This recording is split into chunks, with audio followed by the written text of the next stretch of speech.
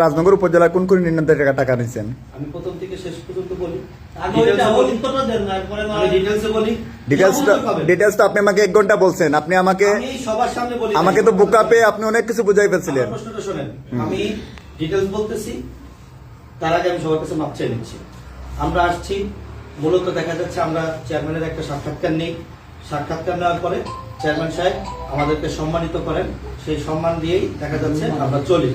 কিন্তু বেসিক্যালি দেখা যাচ্ছে অনেক ক্ষেত্রে এই যে ওভার প্রেশার দেওয়া হয়েছে, এই প্রেশার দেওয়াতে হয় নাই। কারণ ঢাকাতে যখন আমরা বিভিন্ন অফিসে চাকরি নিতে যাই, চাকরি নিতে গেলে তখন বুঝতে পারি না যে আসলে এইটা কতটুকু কি। আশা করে ইউএন অফিসে গেছি, তারপর ভাইয়ের কাছে গেছি, ভাই আমাদেরকে 5,000 টাকা অনারিয়াম দিয়েছে। অনারিয়াম দেওয়ার পর এটা আমাদের ভুল হয়েছে, তার ইন্টারভিউ নিয়ে আমরা এখানে তার কাছ থেকে 5,000 টাকা নিয়েছি। নেওয়ার পরে আমরা চলে গেছি ফতেপুর ইউনিয়নে, আমাকে শেষ করতে দেন। ফতেপুর ইউনিয়নে গেছি, ফতেপুর ইউনিয়নের চেয়ারম্যান আমাদেরকে 1,000 টাকা দিয়েছে। আর এর পরবর্তীতে আমরা চলে গেছি মুন্সিগঞ্জ ইউনিয়ন,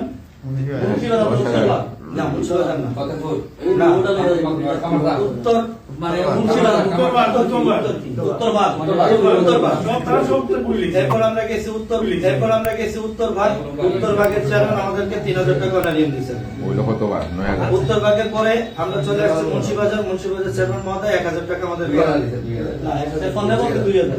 500 টাকা নোট একটা, 200 টাকার নোট আচ্ছা বলে দেন, 100 টাকার নোট 3টা, সে 1,000 টাকা দিয়েছে। এই সর্বসাকুল্যে 10,000 টাকা আমরা আজকে সম্মানী পেয়েছি। কিন্তু আমি স্বীকার করছি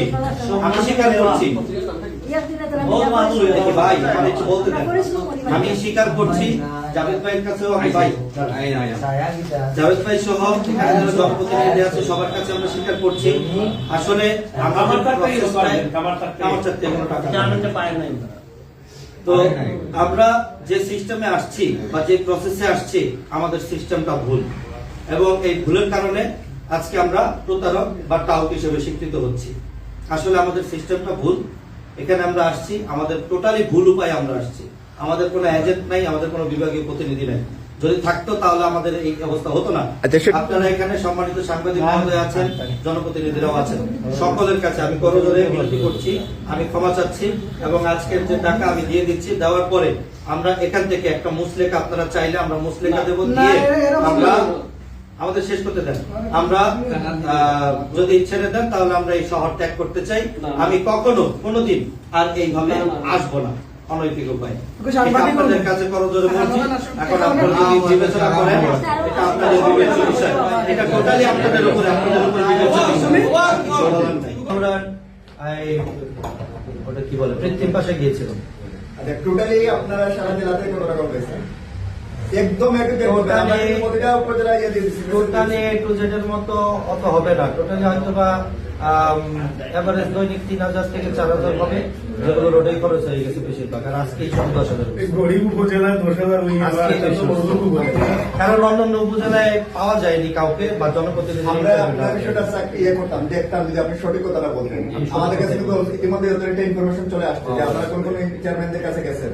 অলরেডি আমরা গ্রুপে মেসেজ করছি বিভিন্ন জনে, এজন্য এখনো বলছি আপনারা সত্যটা বলেন। কত টাকা বলেছেন টোটালি, মানে সারা জেলা থেকে?